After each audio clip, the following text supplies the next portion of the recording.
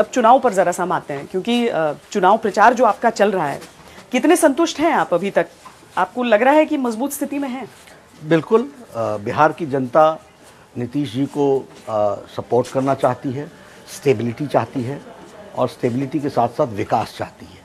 और ये संभव नरेंद्र मोदी जी के नेतृत्व में देश की तरफ से बिहार को सपोर्ट मिले, इसकी इच्छा है। और नीतीश कुमार जी यहाँ पर उस डिलीवरी को अच्छे तरीके से करने में सक्षम है। आपको एंटी इनकम्बेंसी नहीं दिख रही है? देखिए क्या होता है, जब जो भी कोई आदमी व्यक्ति रूलिंग में होता है तो लोग कुछ न कुछ विषय तो निकालते हैं जिसको हम एंटी इनकम्बेंसी कहते हैं। लेकिन मुझे इस प्रकार का कोई एंटी इनकम्बेंसी नहीं दिखती है। मुझे ये ज़रूर दिखता है कि आशाएं हैं वह भी नीतीश कुमार से ही हैं, और आशाओं के अनुरूप उतरने में कुछ उनको कमी दिखती होगी तो वो भी नीतीश कुमार से ही है, किसी और से नहीं है। पर एक ओपिनियन पोल जो हमने CSDS का दिखाया, उसमें दिखाया गया कि कैसे पहले जो 80% जनता उनके कामकाज से संतुष्ट थी, आज 52% पर रह गई है। होता है ये, मैं आपके सर्वे को वो नहीं कह रहा हूँ, लेकिन इसके बावजूद भी सबसे ज्यादा विश्वसनीय नेता बिहार में नीतीश कुमार है। पर नीतीश कुमार बीजेपी के भरोसे हैं या बीजेपी को उम्मीद है कि नीतीश कुमार से? देखिए, हम सब लोग एक दूसरे के पूरक होते हैं।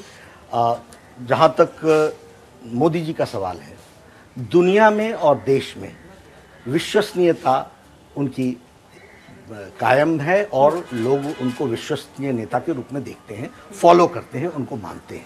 उसी तरीके से नीतीश कुमार जी बिहार में एक ऐसा चेहरा है जो विश्वसनीयता की दृष्टि से, डिलीवरी की दृष्टि से, उनका इतिहास इस बात को बताता है कि उन्होंने डिलीवर किया है। तो दोनों ही पूरक हैं, यानी एनडीए में भारतीय जनता पार्टी भी पूरक है और उसी तरीके से नेतृत्व के मामले में बिहार की धरती पर नीतीश कुमार भी पूरक है। पर निशाने पे सबके वही हैं अभी, तो खासकर जो तेजस्वी यादव जिस तरीके से उन पर प्रहार कर रहे हैं जी, नीतीश कुमार पर, और उतनी जनता उनको सुनने के लिए आ भी रही है तेजस्वी को। वो ठीक है, ये इसमें कोई दो राय नहीं है।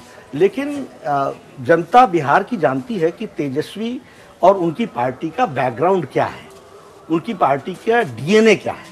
उनकी पार्टी का DNA अराजकता का है, प्रूवन। और सबसे बड़ी बात मैं आपको बताता हूं, मैं पॉलिटिक्स को बहुत कीन ऑब्जर्वर।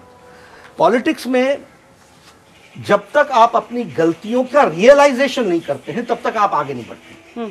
दुख के साथ कहना पड़ता है कि आरजेडी आज भी अपनी गलतियों को स्ट्रॉन्ग पॉइंट मानती है और उन पर कहीं रियलाइजेशन नाम की चीज नहीं है। पर तेजस्वी ने वो तस्वीरें हटा ली हैं। वो इसलिए कि उनको समझ में आ गया है कि लोग लालू जी के द्वारा जो काम हुए हैं और उसी का रेप्लिका होंगे ये। इसमें आप कोई दो राय नहीं मत रखिए। मैं आपको बताना चाहता हूँ, अभी वो विपक्ष के नेता रहे, 2019 में उनकी हाजिरी देख लीजिए विधानसभा में, बजट के सेशन में देख लीजिए, बाढ़ के समय में देख लीजिए, कोरोना के समय में देख लीजिए, कहाँ मिले वो, किसको मिले? अब वो उल्टा पूछ रहे हैं कि नीतीश कुमार नहीं निकले हैं। वो ऑलवेज हियर, सारा एडमिनिस्ट्रेशन लगा हुआ था, सारे एडमिनिस्ट्रेशन ने अच्छा काम किया है और जो एडमिनिस्ट्रेशन ने काम किया है उसी के कारण इन सारी चीजों का कंट्रोल हुआ है।